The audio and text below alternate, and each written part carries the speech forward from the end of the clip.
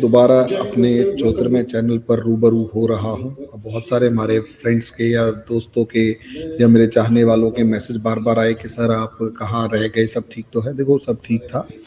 कई बार अपने गोल्स को आप आगे बढ़ाने के लिए हमारे को थोड़ा टाइम देना पड़ता है और इस वजह से मैंने अपना टाइम दिया। खैर दोस्तों, मैं आज जिस चीज़ पर डिस्कस करने जा रहा हूँ, मैंने बहुत टाइम बाद एक मुद्दा उठाया और इस लेवल पर मुद्दा उठाया कि मेरे को ऐसा लगा कि अगर अब भी हम यहाँ पर नहीं बोले, चुप रहे, तो कहीं ना कहीं सिचुएशंस लगातार बिगड़ती चली जाएंगी। बोलना ज़रूरी है, आवाज़ उठाना ज़रूरी है। मामला क्या है? मामला असलियत में अमेरिका, इंडिया, चाइना से जुड़ा हुआ है, रशिया से जुड़ा। इस चीज को समझने के लिए अभी हम थोड़ा सा जियोपॉलिटिकल सिनेरियो समझ लेते हैं। जियोपॉलिटिकल सिनेरियो है क्या? दोस्तों, आज के दिन अगर आप जियोपॉलिटिकल सिनेरियो देखते हैं तो जियोपॉलिटिकल सिनेरियो बिल्कुल सिंपल है कि भाई इंडिया असलियत में अपने दम पर खड़े होने की कोशिश कर रहा है। अपना दम पर खड़े होकर अपने आप को क्लेम करने की कोशिश कर रहा है, अपना दावा ठोकने की कोशिश कर रहा है, अपनी पोजीशन क्लेम करने की कोशिश कर रहा है कि देखो भाई, सीधी सी बात है, ये 1962 वाला भारत नहीं है, 1947 वाला भारत नहीं है, 1991 वाला भारत नहीं है, जो दुनिया के पॉलिटिक्स में या यूं कहें जियो पॉलिटिक्स में एक अंडरडॉग की तरह काम करेगा, या एक नौसिखिए की तरह काम करेगा, या एक दब्बू की तरह काम करेगा। ये आज का भारत है, ये मोदी का भारत है, ये इसने अपनी बहुत सारी चीजों को अचीव किया है, बहुत सारे गोल्स को अचीव किया है, और आज ये भारत अपने आप को क्लेम करेगा। आज ये भारत ये क्लेम करेगा कि देखो भाई, मैं अपनी पूरी ताकत के साथ आगे बढ़ रहा हूं और मेरी पोजीशन इस दुनिया के अंदर सुपर पावर की नहीं तो कम से कम एक विश्व गुरु की तो है, और मैं एक इंडिपेंडेंट पोजीशन पर खड़ा होकर डिसीजन राहुल गांधी की तरफ जी। अभी एससीओ की मीटिंग के अंदर जिस तरीके से मोदी जी पुतिन और शी जिनपिंग के साथ खड़े हुए दिखाई दिए, तीनों एक स्टेज पर खड़े हुए दिखाई दिए, एक प्लेटफॉर्म पर खड़े हुए दिखाई दिए। हालांकि उसमें पाकिस्तान के प्रधानमंत्री की शहबाज शरीफ की भी एक फोटो आई जिसके अंदर बड़े मिमियाते हुए से वो कोशिश कर रहा था कि कैसे भी करके पुतिन और शी की उन पर नजर पड़ जाए। मैं उस पर नहीं जा रहा, ठीक है, पाकिस्तान की जो औकात है वो समय समय पर पता लगती रहती है। बस प्रॉब्लम उसके आईएसआई और पाकिस्तान की आर्मी के साथ है कि ये दोनों उस औकात को मानने को तैयार नहीं है, और ये लोग अपने आप को औकात से ज्यादा जज करते हैं। और यही रीजन है कि जब जब भारत के सामने खड़े होने की भारत के सामने खड़े होने की बात आती है, पाकिस्तान को सिर्फ और सिर्फ एक बेट की तरह यूज किया जाता है। पाकिस्तान को एक हाइपोथेटिकल मैनर में कहो या फिर यूं कहें एक बनावटी मैनर में भारत के साथ टैग करके, हाइफनेट करके देखने की कोशिश की जाती है ताकि भारत का जो बढ़ता हुआ स्टेटस है उसे कम किया जा सके। और इसमें हमारे जो अपोजिशन है, राहुल गांधी खासकर, ये बहुत ज्यादा एक इंपॉर्टेंट रोल प्ले करते हुए नजर आते हैं। वो असलियत में इस चीज को जस्टिफाई करते हुए नजर आते हैं कि जो अमेरिका इंडिया के साथ कर रहा है, जो अमेरिका पाकिस्तान और इंडिया को एक साथ रख के कर रहा है, वो बिल्कुल ठीक है। हालांकि इस चीज के ऊपर हम डिस्कस करेंगे कि अभी बाद में करेंगे, क्योंकि अब मैं कोशिश करूंगा लगातार कुछ ना कुछ वीडियोस बनती रहें। लेकिन इतना समझिए मामला है क्या। देखो यार, मामला सबसे बड़ा ये है इस टाइम पर कि जियो पॉलिटिक्स में इंडिया अपनी पोजीशन को क्लेम कर रहा है। दुनिया के अंदर भारत बता रहा है कि हाँ भाई, हम भी एक पोजीशन रखते हैं जो ना किसी को ऐसे डरेगा, ना किसी को डराएगा, आंखों में आंखें डालकर सम्मान के साथ जो जैसा सम्मान करेगा वैसी बात करेगा। ये पूरी की पूरी पोजीशन, ये पोजीशन इंडिया ने जियो पॉलिटिक्स में रखी हुई है अपनी। अब इसे दूसरे फॉर्मेट में देखते हैं। इसको अगर हम देखें, आज के दिन जियो पॉलिटिक्स में एससीओ की मीटिंग में मोदी जी पहुंचे हुए हैं। मोदी जी वहां पर पुतिन से और शी जिनपिंग से मिल रहे हैं, इंटरनेट बाकी देशों के लीडर से मिल रहे हैं, लेकिन ये तीन जहां एक स्टेज पर खड़े हुए हैं तो इन्हें एक ब्लॉक की फॉर्म में देखा जा रहा है अमेरिका के अगेंस्ट। अब अमेरिका में बैठा हुआ है ट्रंप। उसे क्या चाहिए? उसे चाहिए वाहवाही। आत्ममुग्ध एक व्यक्ति जिसने अपना एक एम्पायर खड़ा किया। एम्पायर क्या, रियल एस्टेट में दलाली का काम करके एक एम्पायर खड़ा किया, ट्रंप एम्पायर जिसे वो नाम दे रहा है। अब प्रॉब्लम ये है, वो पूरी जिंदगी अपनी बिता चुका है, लगभग 80 के आसपास का पहुंच चुका है। अमेरिका का राष्ट्रपति बनना अपने आप में एक अचीवमेंट है। वो अमेरिका का राष्ट्रपति बन चुका है, एक नहीं दो दो बार बन चुका है। और ऐसे में उसे अब कहीं ना कहीं दो दो बार राष्ट्रपति जो बने हैं उनके बराबर अपने आप को रखने की एक चाह है। और उसमें भी इस इंसान के राजनीति में आने के पीछे का एक बड़ा कारण बराक ओबामा है। बराक ओबामा की एक वीडियो वायरल है जिसमें बराक ओबामा ट्रंप का मजाक उड़ाते हुए कह रहे हैं कि मतलब ट्रंप का मजाक एक पैसे वाले बिग बुल की फॉर्म में नजर वो बताते हुए दे रहे हैं कि तुम्हारी औकात क्या है, तुम एक पैसे वाला रईस अक्खड़ आदमी हो, इससे ज्यादा तुम्हारी औकात नहीं है। ट्रंप ने पॉसिबली उसी चीज का मजाक उड़ाते या उसी चीज को काउंटर करते हुए और बराक ओबामा को अपोज करते हुए, यूं कहो बराक ओबामा को उसकी औकात दिखाने के लिए या चैलेंज को एक्सेप्ट करने के लिए राष्ट्रपति पद का चुनाव लड़ा और राष्ट्रपति बन भी गए। हालांकि मेरा मानना है कि अमेरिका का जो राष्ट्रपति है, देखो पुराने टाइम में जो मिडिवियल फेज था तो उसमें होता था जैसा राजा वैसी प्रजा। अब प्रॉब्लम यह है कि आज के दिन लोकतंत्र है, लोकतंत्र में राजा जैसा होगा वैसी प्रजा नहीं होगी, लेकिन लोकतंत्र में इसका उल्टा हो चुका है, जैसी प्रजा वैसा राजा। जो राजा है वो असलियत में प्रजा की इच्छाओं का, प्रजा की आकांक्षाओं का रिफ्लेक्शन होता है। अगर प्रजा चाहती है, यानी उस देश के लोग, उस देश का एलीट क्लास चाहता है कि वो एक ऐसे देश के नागरिक बने।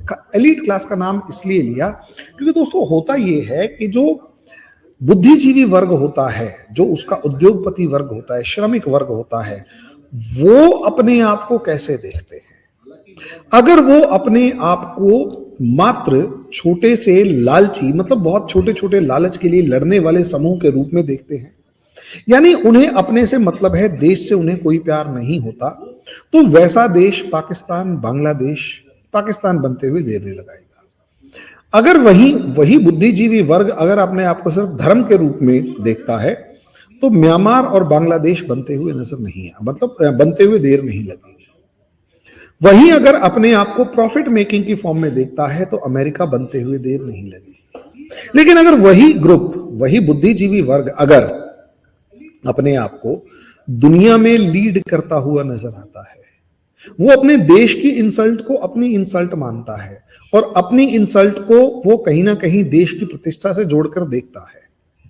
जब वो किसी विदेशी धरती पर खड़ा होता है और वो अपने देश का नाम बताता है और सामने वाला उसको ये कहता है you are from this country, get lost, और वो अपमानित, उस अपमान के पीछे के रीजन को समझ पाता है कि मेरा अपमान इसलिए हुआ क्योंकि असलियत में मेरे देश का इतना सम्मान नहीं है, मैं किसी देश का नाम अभी नहीं ले रहा, और उसे उस चीज की पीड़ा होती है और वो चाहता है कि उसे वो सम्मान मिले जो दुनिया के दूसरे देशों को अलग तीसरे देश के अंदर मिलता है या उस देश के अंदर मिलता है। तो यकीन मानिए वो बड़ा इंपॉर्टेंट फैक्टर होता है किसी भी देश की तरक्की के लिए। भारत में नरेंद्र मोदी हैं जो देश की प्रतिष्ठा को, देश के सम्मान को विदेशों में बढ़ा रहे हैं। अपना जब इनका स्वागत बहुत ही भव्य तरीके से देखा जाता है तो साफ तौर पर दिखता है कि हाँ, हमारे देश की जनता का रिफ्लेक्शन है कि हमारे प्रधानमंत्री का सम्मान हमारा सम्मान है। वरना हमारे पड़ोसी के प्रधानमंत्री की तो सलवार तक उतार ली जाती है एयरपोर्ट के ऊपर और कोई कुछ उखाड़ नहीं पाता। ये सम्मान की बात है। अब यही सम्मान जो है वो हमारी जनता जो है चाहती थी, इसका रिफ्लेक्शन प्रधानमंत्री की फॉर्म में नजर आया।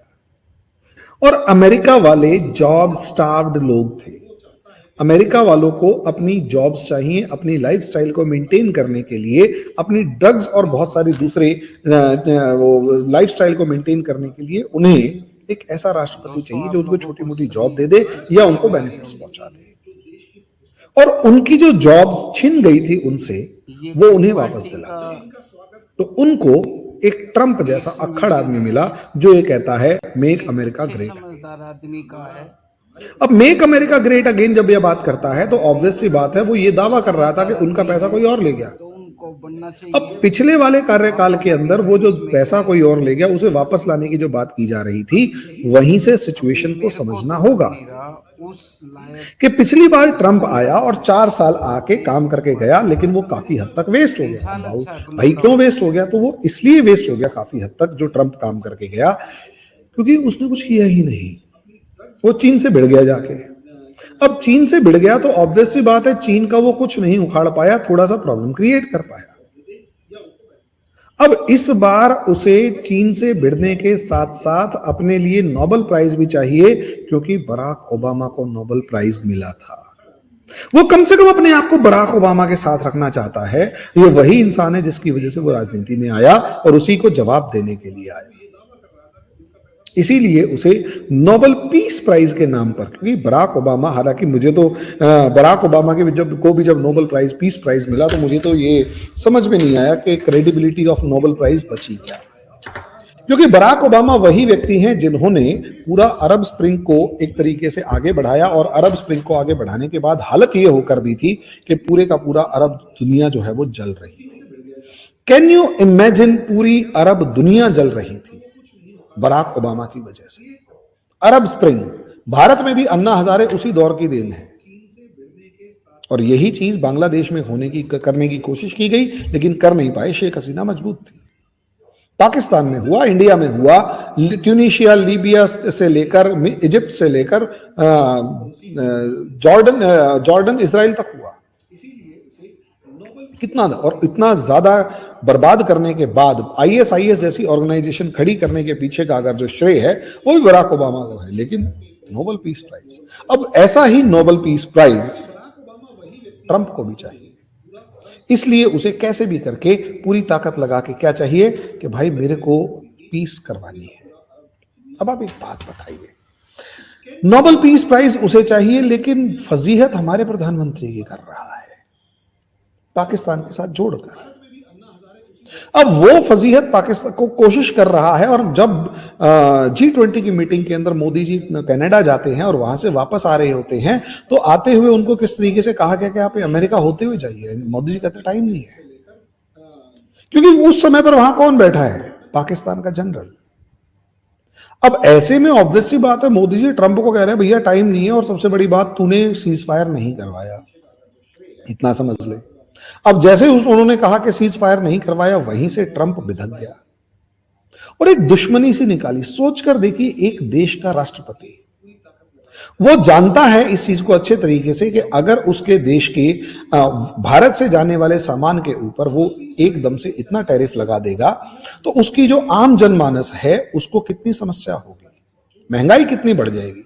लेकिन उसे इस चीज से मतलब नहीं है। मैंने कहा ना, आत्ममुग्ध, एक ऐसा बंदा जिसको बहुत ज्यादा बड़ाई पसंद है, वो आत्ममुग्ध पागल इंसान जो है, वो ये कह रहा है कि भाई मेरे को तुमने मना कैसे किया, टैरिफ लगा दिया। अपनी बड़ी मतलब अपनी पूरी जनता के जो हित थे उनको साइड में रखते हुए, उनकी संसद कह रही है तुम नहीं लगा सकते, उनकी कोर्ट कह चुकी है तुम नहीं लगा सकते, लेकिन वो लगाएगा।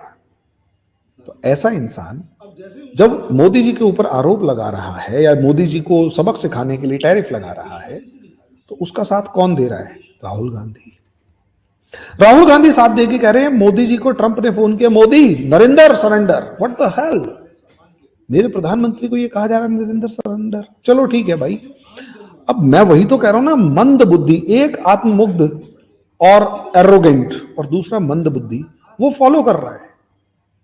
अब ऐसे में भाई अमेरिका को लगा कि मोदी को सरेंडर कर देना चाहिए, अमेरिका से घबरा जाना चाहिए, लेकिन नहीं, मोदी जी तो मोदी जी हैं, तैयारी शुरू कर रही है।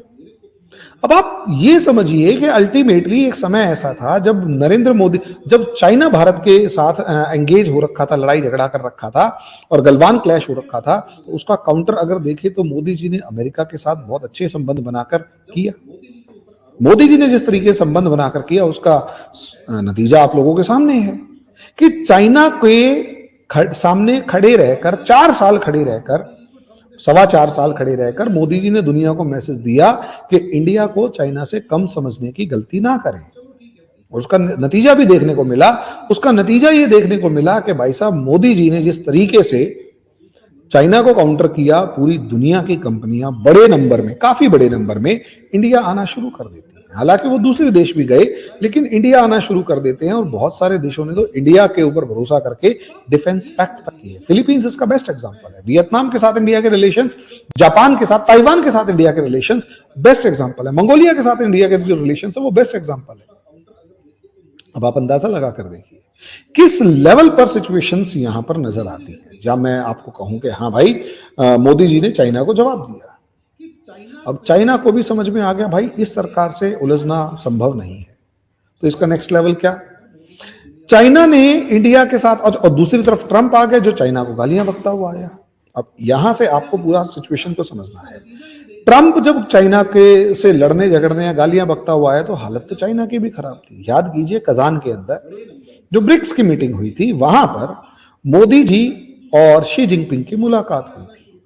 लेकिन जब मोदी जी यहां से जा रहे थे, वहां के लिए मतलब निकल रहे थे, तो उससे 2-3 दिन पहले सडनली खबर आती है कि गलवान में डिसएंगेजमेंट हो गया है और सेनाएं मार्च 2020 वाले पोजीशन पर वापस पहुंच गई है सडनली।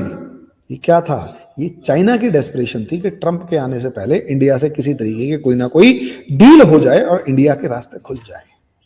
मोदी जी ने वहां पर बार्गेन नहीं दिखाया, लेकिन चाइना को कहीं ना कहीं कुछ ना कुछ ग्रीन सिग्नल दिए थे कि हाँ आपसे बात हो सकती है।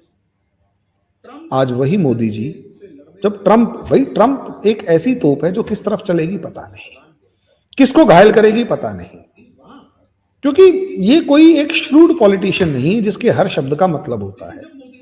ये एक बिजनेसमैन है जिसे सिर्फ डील में क्रैक करना आता है, प्रॉफिट मेकिंग पर्सनैलिटी है, इसको सिर्फ प्रॉफिट बनाने की आदत है। इसके अलावा उसे देश के इंटरेस्ट और long term deep politics, complex जियो पॉलिटिक्स से कोई मतलब नहीं है। उसे लगता है कि अमेरिका इज ग्रेट, और वो अमेरिका इतना ग्रेट है कि वो एक बार छींक मारेगा और पूरी दुनिया जो है उसके सामने घोड़ा बन जाएगी कि ट्रंप महोदय तुम ग्रेट हो, तोहफा कबूल करो। ऐसा पॉसिबल नहीं होता ना।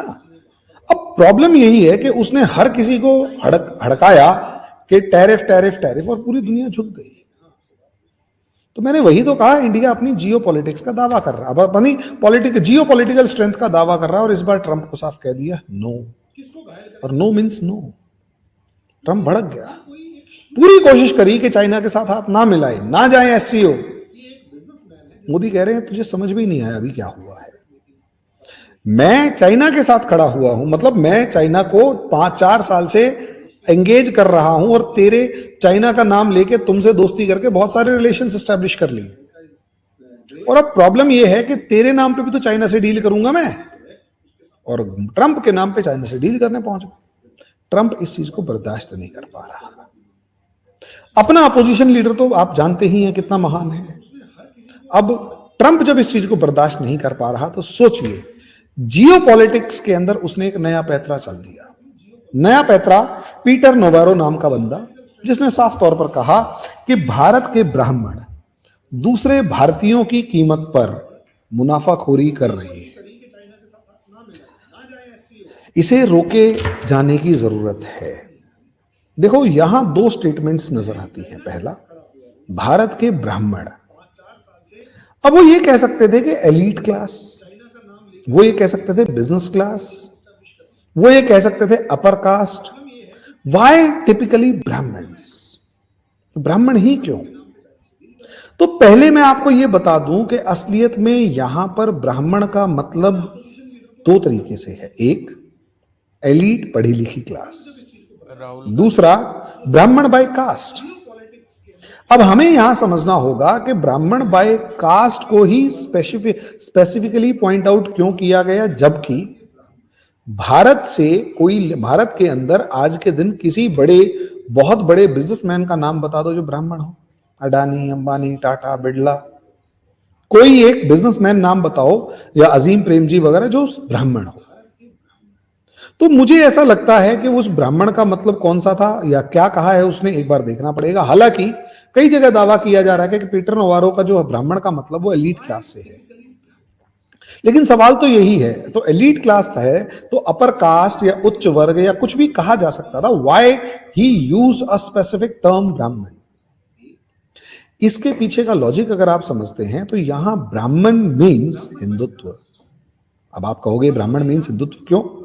देखिए, मंदिरों के ऊपर अगर नॉर्मली देखा जाए, हालांकि मैं ऐसा मानता हूं और मैंने ऐसा देखा भी है कि ज्यादातर मंदिरों का जो प्रबंधन है वो गैर ब्राह्मण जातियों के हाथ में है।